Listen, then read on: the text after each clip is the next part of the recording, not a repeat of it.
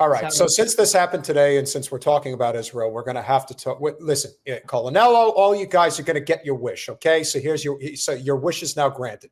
Ordinary victory. This was a fork in the road of human civilization. Okay. There are elections that come and go. Some elections are, important. Some are not. But this one. This one really mattered. And I just want to say thank you. Can you at least do your hair right if you're going to get up on stage? It's just pitiful. Now, I want to say YouTube rejected my response to somebody in the chat. The other ones let it go through, but somebody had asked me my favorite venereal disease, chlamydia. And but YouTube wouldn't let it post. So I just want to make sure you knew that. Apparently it went through on the other platforms. That's the one you've got? No. I say chlamydia. It's just, I personally, I'm a child of the 80s. So yeah. I was in college in the late 80s. So chlamydia. You poor thing. Thank you for making it happen. Thank you.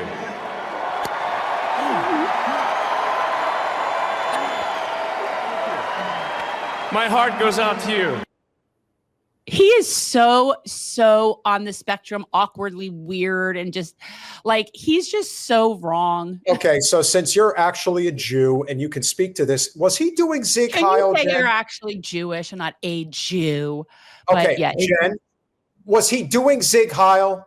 Was that what he was doing? I don't know what he was doing. It looked definitely, it didn't necessarily, but see, what you call that to me is just what, like the rabbi was talking about, it's just nationalism in general. So it could be, it has to do with Hitler, or it could be that Trump is his leader. It could be any of that. It's all very nationalistic and fascistic. So whether or not he was doing it as a, anti-Semitic thing, who the hell knows? And quite honestly, I don't even care. I don't even care. This is so absurd. We have reached the point of people like this are controlling or pulling strings in the government, like just blatantly and openly, and people are celebrating that. So like, this is absurd to me that we're even, this is ridiculous. It's really ridiculous. And by the way, people that are not from here, that are not American people. Like, they're very infiltrated. I would think we'd be worried about stuff like that. You hear Trump talking about foreign influence, but what about that? What about these people? Elon Musk isn't from here. What about Israel's influence? That's a friggin' horrible foreign influence on us.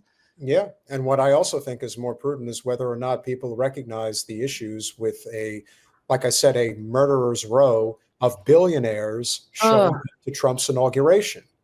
You can get caught up in the salute, but that's a gesture. It's the policies that actually matter. Look, it's Trump's inaugural party. It really is, with the exception of Bill Gates. Gates is off plotting other horrible things. Yeah, but those three of the four were there today. So Larry, Moe, and Curly. Larry, Moe, and Curly, or Stan Marsh, the French painter, the court jester, and I guess the one like a dollar store knockoff Fred Astaire, something like that. It's so funny. It is. Yeah.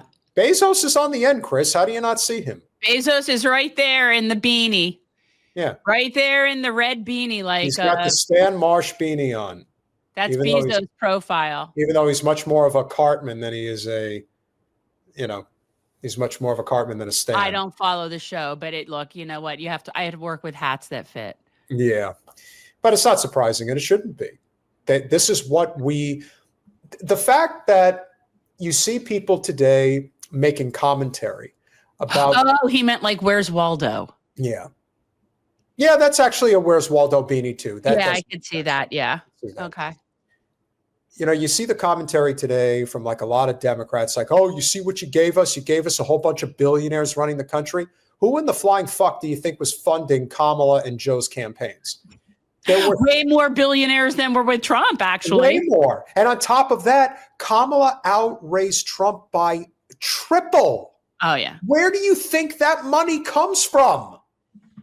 Although you would think from all of the regular people, given how much they were like asking for money, like they were friggin' a grassroots campaign, anybody who gave any regular working person who donated to that campaign My is God. a rube. You want to talk about a dupe of the highest order?